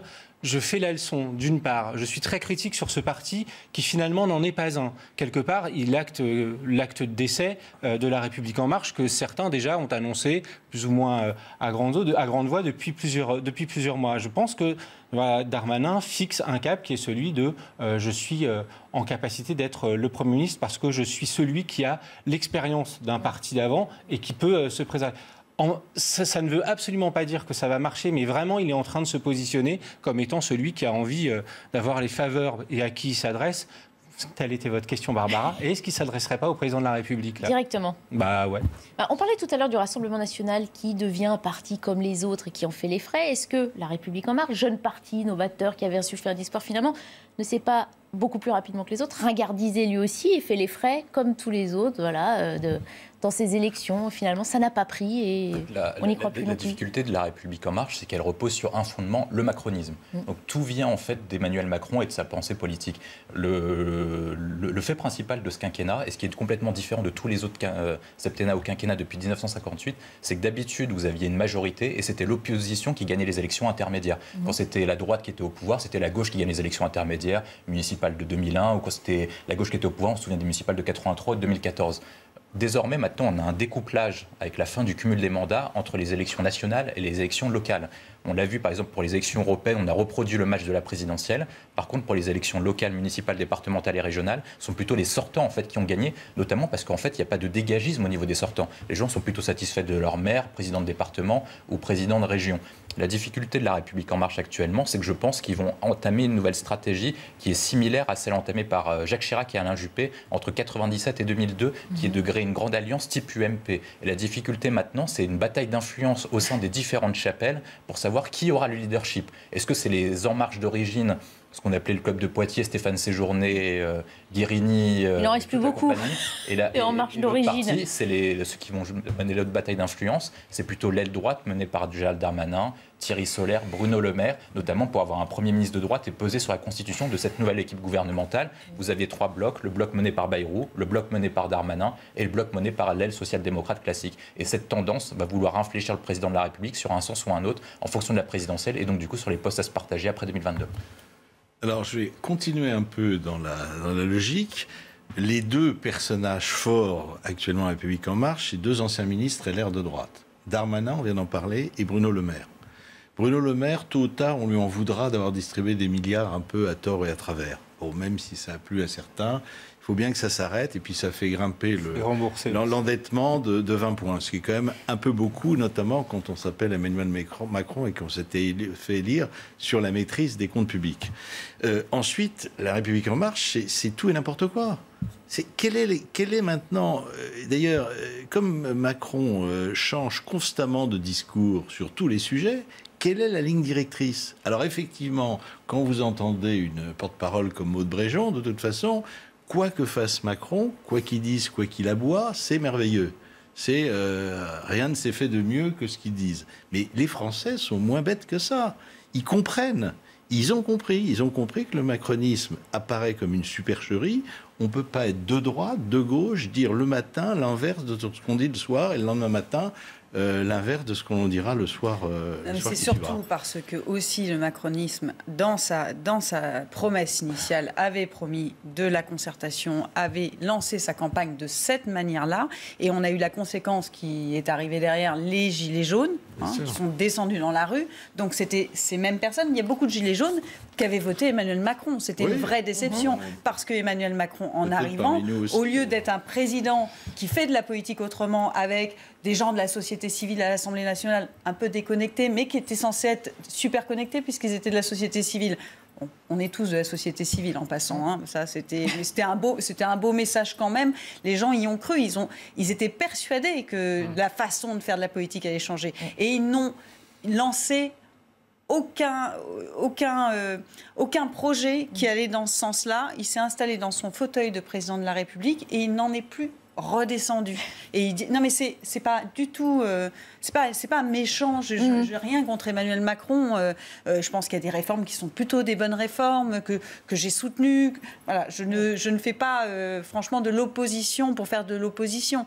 Mais clairement, tout ce qui est en matière de concertation, qui avait été une des promesses initiales, n'a pas été faite. En fait, allez, rapidement. Emmanuel Macron, il a fait le même coup que François Mitterrand, en fait, le coup d'État permanent. Il dit en gros, on conteste les institutions de la 5e pour mettre plus de concertation. Il a été le plus gaulien des présidents comme Mitterrand lorsqu'il a contesté le général de Gaulle. Le problème d'Emmanuel Macron sur la ligne politique et ce qui pose problème à la République en marche, c'est que d'habitude, il fait ce qu'on appelle la triangulation. C'est ce qu'a fait Barack Obama, Bill Clinton et Tony Blair. C'est-à-dire qu'on prend des sujets de gauche, économiques, sociaux, et des sujets de droite sur le régalien. Le souci, c'est que lui, il triangule dans une même thématique. Sur les policiers, il triangule à la fois, il est pour la police et en même temps pour Assa Traoré, ce qui est très compliqué. On ne peut pas trianguler à ce point-là. Et donc la difficulté pour lui, c'est comme il change tout le temps de ligne, le parti n'arrive pas à suivre et à l'alimenter sur une doctrine qui est claire. Parce qu'en fait, en fonction de sa stratégie à la présidentielle, soit il va aller à droite, soit il va aller à gauche, soit il va rester dans le même temps. Et comme le parti n'en sait absolument rien parce qu'il décide quasiment tout seul, en fait, il ne sert strictement à rien ce parti. C'est pour ça qu'il ne sert à... Voilà. Voilà. Attention, on va t'arrêter. Il doit considérer que la République en marche est un boulet. C'est pour ça qu'il ne fera rien. Oui, il fera rien pour la sauver. Voilà, tout est dit là. Très bien, on va changer de thématique. Alors juste après la pub, on parlera de nos vacances d'été sous menace Covid. Et puis de cette question qui concerne aussi le Canada. Comment faire face au passé de son propre pays? Des statues ont été déboulonnées à l'occasion de la fête nationale du Canada jeudi. On y revient dans un instant. Avons-nous tout intérêt à profiter assez rapidement de notre été, au risque de craindre une rentrée de nouveau placée sous contrainte sanitaire? Elle n'a pas l'air ni de en prendre, ni de vouloir nous... Le variant Delta pourrait bien nous gagner.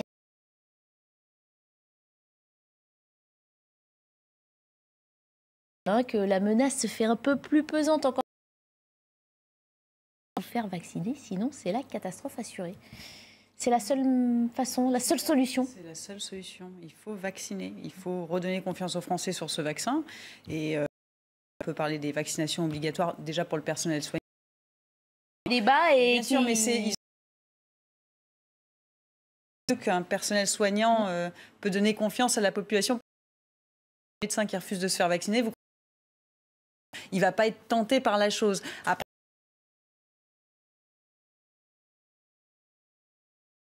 seulement des soignants. Des soignants et aussi dans les EHPAD. Ça ne montre pas l'exemple. Or, aujourd'hui, la vaccination massive donnera l'immunité collective. On sait qu'il y aura des rappels, on sait qu'il y aura d'autres variants qui apparaîtront, qu'on se fera vacciner comme pour la grippe tous les ans. Mais au vu de ce qui s'est passé, on ne peut pas repartir en septembre avec une pandémie qui redémarre. On ne peut pas, on ne veut pas. Moi, j'étais à la fête communale juste avant de venir chez vous, dans ma commune du Coudray-Monceau. Les gens font très attention, mais le vaccin est la meilleure des protections. Et pour finir, je pense que l'erreur qui a été commise dans ce démarrage de vaccination, c'est justement d'avoir fait des tranches d'âge et qu'à un moment donné, sur la question des personnels de santé, sur les personnels obligatoires, je pense aux policiers municipaux, agents administratifs, il aurait fallu ouvrir la vaccination tout de suite pour ces gens-là. Un médecin de 55 ans pouvait se faire vacciner, un médecin de 45 ne pouvait pas.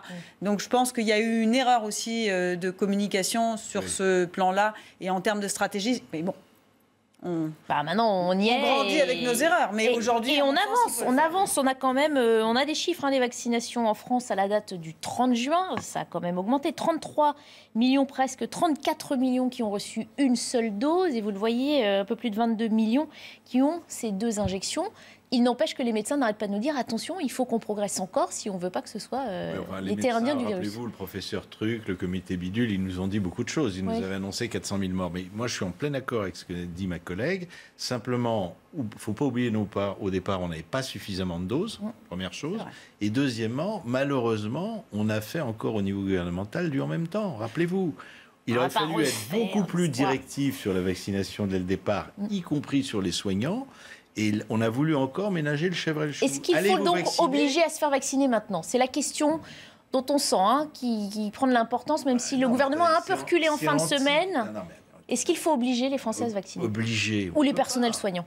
Non mais attendez, on peut pas obliger. On est quand même dans un pays de liberté. Et puis c'est anticonstitutionnel. Enfin, et puis on a encore une fois, non, il faut inciter pour les raisons qui viennent d'être indiquées. Il faut inciter fortement les Français à le faire. Et peut-être que, je dirais, le discours assez alarmiste de Véran sur le thème attention à la rentrée peut marcher. À titre personnel, je pense que le gouvernement ne reconfinera jamais, si vous voulez. C'est incité, mais c'est un petit peu menacé quand même. Est-ce que c'est la bonne méthode? Dire aux Français, attention, allez-y, sinon les PCR en plus seront payants, ce sera pour votre poche. Et puis, quand vous voudrez aller au stade ou à un concert, de toute façon, il faudra montrer patte blanche. Si c'est pas obligé, ça, c'est quoi? Sur la question de l'obligation pour les Françaises et les Français, je crois que le débat, il a été classé depuis un moment. On est plutôt sur l'incitation que sur l'obligation, et donc on n'est pas là-dessus. La question qui se pose pour les personnels soignants, moi je veux juste rappeler dans quel contexte on serait à obliger le personnel soignant à se faire vacciner. C'est un contexte aujourd'hui où les soignants sont crevés, sont épuisés, où on a des statistiques sur 8 heures de file d'attente pour être soigné, enfin pour être pris en charge aux urgences à Nantes, sur le fait que beaucoup aujourd'hui de soignants ont envie de quitter l'hôpital parce que ce qu'ils ont vécu depuis plusieurs mois est insoutenable, où leurs conditions de travail sont plus mauvaises aujourd'hui qu'elles ne l'ont été au début avant le Covid, où ils demandent un référendum d'initiative partagée pour parler de l'hôpital public et de la politique de l'hôpital public, et où tout ça, jusqu'à présent, rien n'avance. On est quelques mois après le Ségur et ça n'a rien réglé. Ça n'a absolument pas, sur le terrain, fait avancer les choses. Et c'est à ce moment-là qu'on lance le débat sur l'obligation. On ne pourra pas, à un moment donné, lancer ce débat sereinement si, à côté, il n'y a pas de l'écoute, de la prise en charge et véritablement des changements dans ce qu'est l'hôpital, et notamment sur les soignants. Et c'est pour ça que c'est aussi qui, peut-être, à un moment donné, se disent « mais à quoi bon, quoi? Enfin, est-ce que tout ça en vaut encore la chandelle ?» Moi, je suis plutôt pour qu'on réussisse à avoir une vraie politique d'incitation, pour qu'on reprenne le débat avec l'ensemble des soignants sur cette stratégie vaccinale, sur pourquoi, à la fois pour eux, mais aussi pour les personnes qui le reçoivent, c'est important, mais le faire dans le dialogue, parce que là, le faire avec l'obligation, vu le contexte, je le sens vraiment mal. Ça ne marchera pas. Il nous reste quelques minutes pour traverser l'Atlantique. On a souvent parlé sur ce plateau de la façon de faire face à l'histoire de notre pays, surtout si on ne la cautionne pas totalement. Évidemment, il n'y a pas qu'en France qu'on s'interroge sur ce passé. La fête nationale du Canada, jeudi, a été assombrie par de nombreuses manifestations et le déboulonnage de statues de la reine Victoria et de la reine Elisabeth II. À l'origine de ce mouvement, il y a un scandale dit des pensionnats pour autochtones assimilés à un génocide de 4000 enfants amérindiens, métis et inuits. On écoute les précisions de Mathieu Bloch-Côté, sociologue et essayiste au Canada, et puis on en discute ensemble. L'État canadien a eu une politique effectivement d'assimilation active des populations autochtones, surtout dans l'ouest du pays, donc dans les provinces de l'ouest, le Manitoba, jusqu'à la Colombie-Britannique. Donc, c'est une politique active d'assimilation qui a duré de la fin du 19e siècle jusqu'à de manière assez avancée au 20e siècle. On y voit effectivement des politiques barbares, d'une volonté d'arracher, on disait la formule classique, c'était tuer l'Indien dans l'enfant pour lui permettre de devenir un Canadien anglais, pour lui permettre de devenir un blanc, comme on disait autrefois.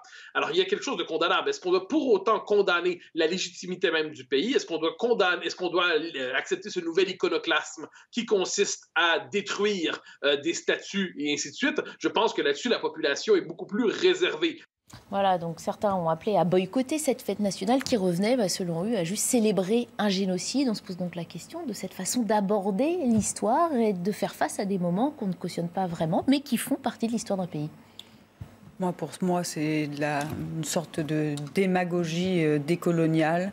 Je pense qu'il faut toujours assumer l'histoire d'un pays, quelle que soit l'histoire. Moi, personnellement, déboulonner des statues qui sont en prime des œuvres d'art, ça me gêne également.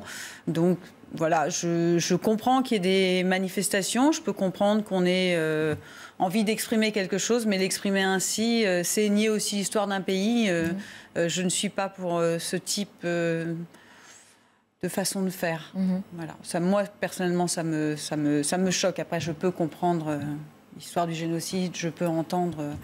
Mais il y a une histoire, il faut aussi avoir l'ensemble de l'histoire. Et Je ne crois pas qu'on puisse agir comme ça. Quand on vit dans un pays, il faut assumer son pays tel qu'il est. Il faut assumer son pays avec ses forces et ses faiblesses. Si on prend la Révolution française chez nous, ça n'a pas été que des choses magnifiques. Il y a eu aussi beaucoup de crimes. Il y a eu...